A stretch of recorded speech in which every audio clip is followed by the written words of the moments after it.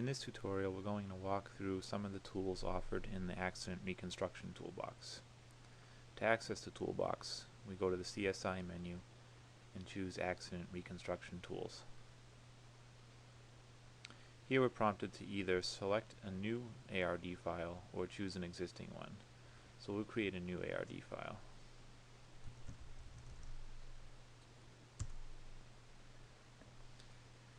You can see that we have some default items saved from our last session.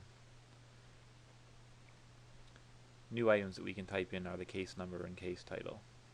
But to make things easier for each accident entered, we store your defaults every time you save your file. So this dialog is driven by tabs. You can see across the top we have main setup, and then we get into some of the more specific calculators offered in the Reconstruction tools.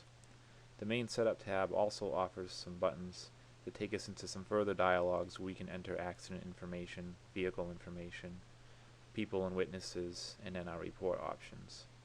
So let's start by entering a new accident. We'll go into the Accident Info tab. Here we can enter things about the accident such as time and place, road conditions, weather conditions, and any damages and injuries that may have occurred. So we'll start by entering today's date.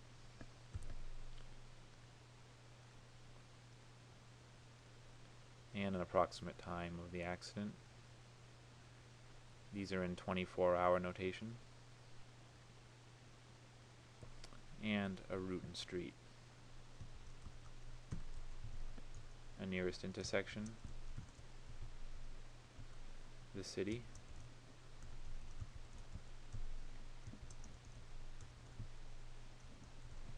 And state.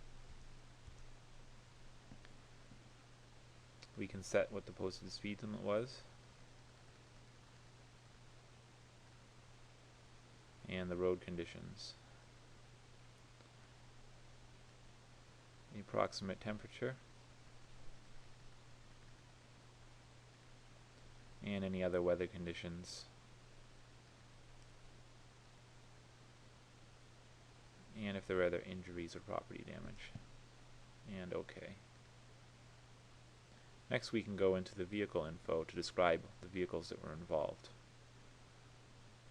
On the right we have the vehicle lookup button, and here we have a database of most modern cars through 2009 and some 2010 models. We can also sort the list by car, truck, or van. So let's choose a Chevy Colorado. Here we enter the license plate numbers, registration year, state of registration, and a VIN number. Once we've entered that in, we can add the vehicle to our list, and we'll add a second vehicle. Let's choose the Audi. Another license plate.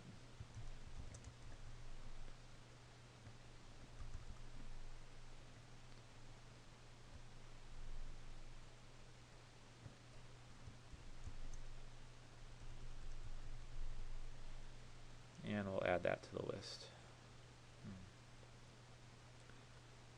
And OK. Now we can continue adding people, items, witnesses, but now since we have a couple of vehicles, let's go into some of the calculators. The next tab has some general calculators for calculating acceleration, velocity, time, also some distances, end velocities. And these are helpful for determining beginning and end speeds or distance traveled.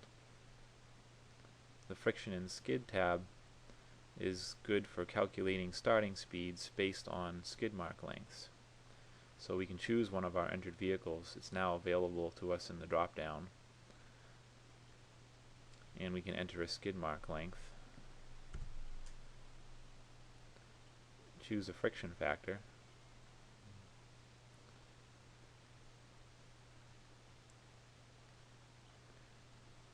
and enter a road grade. say -5 downhill.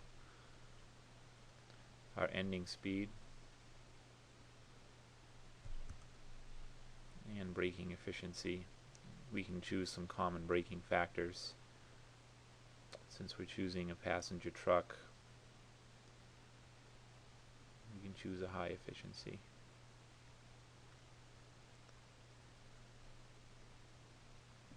And once we press the enter key, our starting speed is calculated for us, and we can add that to the skid list.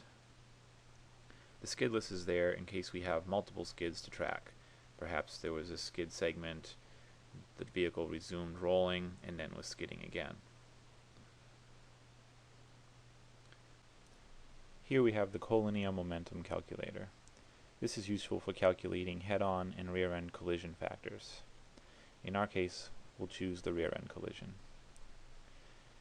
The vehicle drop-down list will contain our vehicles again that we entered in the main setup. So we'll choose the Chevy truck as vehicle number 1. The weight is automatically pulled in for us, and we'll enter the after impact speed. We'll assume about 5 miles an hour. Vehicle 2 being the Audi, the weight is brought in for us, and the speed it was traveling at impact, let's say he was nearing rest, and the speed after being hit at about 10 miles an hour. And then when we calculate, we can find that the initial impact speed of vehicle 1 to be about 10 miles per hour. The angular momentum tab is similar to collinear momentum, but our vehicles are starting on different paths. Vehicle 1 traveling in one direction, vehicle 2 either entering or leaving on another direction. The crush tab displays the crush calculator. Again, we have our vehicles available from the main setup. Let's choose the Audi. And here we can select what type of crush is happening, 2-point, 4-point, 6-point, or if the vehicle has struck a pole or tree. So we'll assume a 2-point.